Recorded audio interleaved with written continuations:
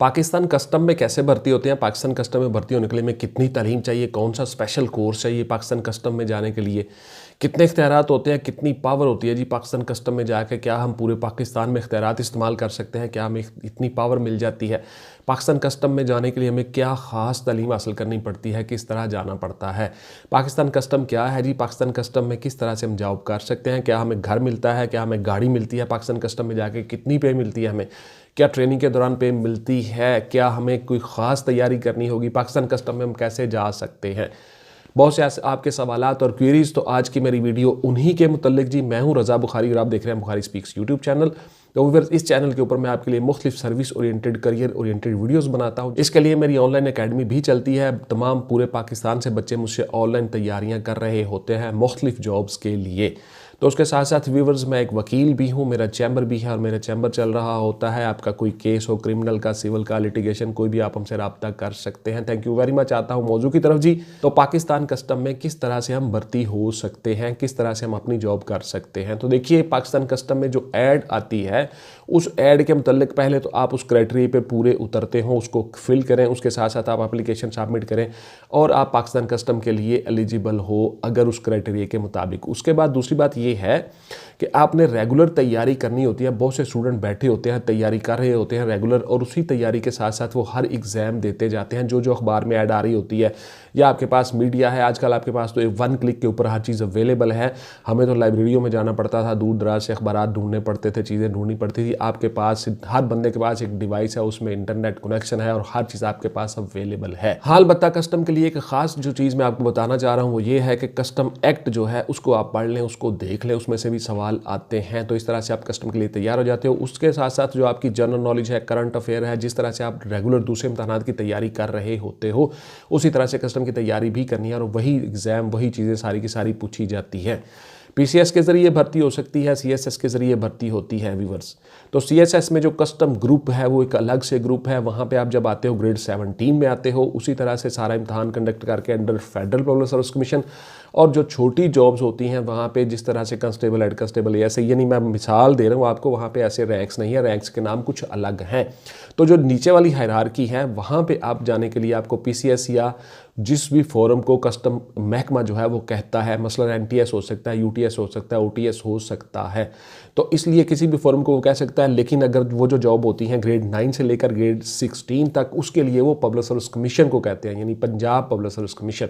तो पीपीएससी भी exam conduct करती है, दीगर फोरम भी एग्जाम कंडक्ट करते हैं और इस तरह से आपकी जॉब्स वहाँ पे कस्टम में हो जाती हैं।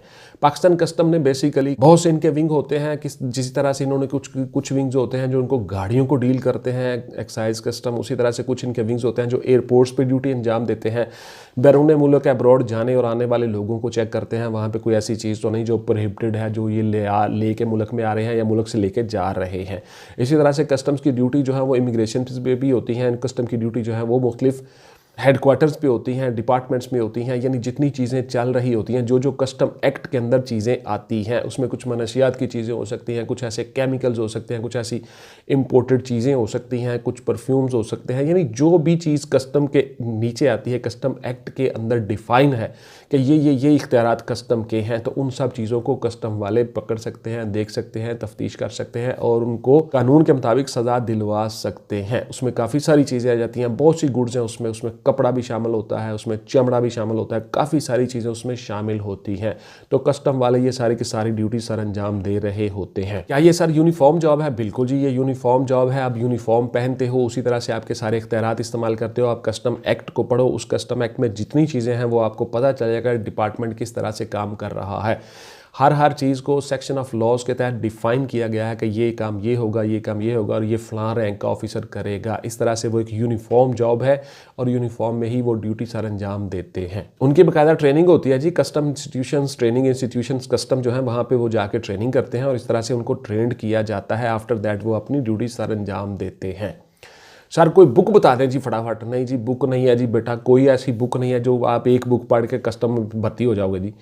बहुत से सवाल होते हैं, मल्टीपल चॉइस क्वेश्चंस भी आते हैं, डिस्क्रिप्टिव टेस्ट भी होते हैं, तो इसलिए आपको बहुत सा पढ़ना पड़ता है, बहुत सी किताबें पढ़नी होती हैं। जब मैं कहता हूँ ना कि it's not a single book game, तो उसका मतलब यही होता है कि बहुत से क्वेश्चन होते हैं जो मुख्तलिफ किताबों से आते हैं या मुख्तलिफ फोरम से आते हैं। इसलिए आपने हर किस्म की किताब पढ़नी होती है और हर किस्म की तैयारी करनी होती है। उसके लिए ऑनलाइन अकेडमीज हमारी चल रही होती है, हम आपको बताते हैं, गाइड करते हैं कि हमने मुख्तलिफ टॉपिक्स बनाए हुए हैं, 20, 25, 30 टॉपिक्स बना के उसके लिए फिर हम आप स्टूडेंट्स को तैयारी करवाते हैं कि बेटा इन टॉपिक से सवाल आएंगे।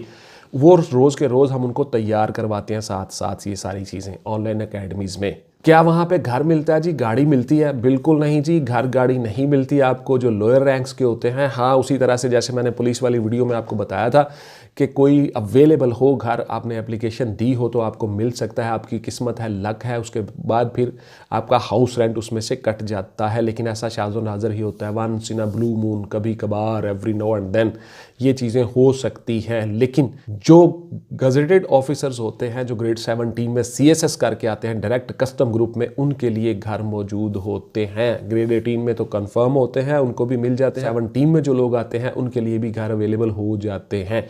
अजला के ऊपर डिपेंड करता है। और इस तरह से जो गजेटेड ऑफिसर्स होते हैं उनको गाड़ी और घर इनकी एंटाइटलमेंट पे होता है, उनको मिलता है, उनकी जॉब डिस्क्रिप्शन में लिखा होता है।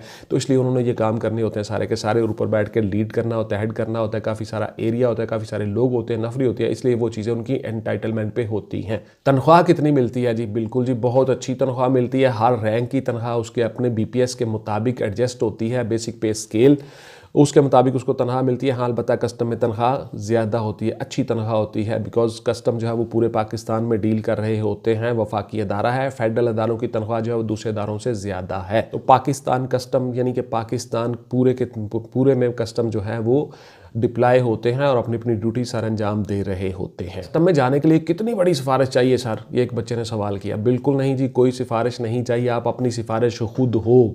मैं आपको बार बार कहता हूँ, खुद ही को कर बुलंद इतना कि हर तकदीर से पहले खुदा बंदे से खुद पूछे, बता तेरी रज़ा क्या है, क्या चाहता है। लैसा लिल इंसानी इल्ला मा सआ, जो इंसान जितनी कोशिश कर लेता है उसको उतना ही मिलता है।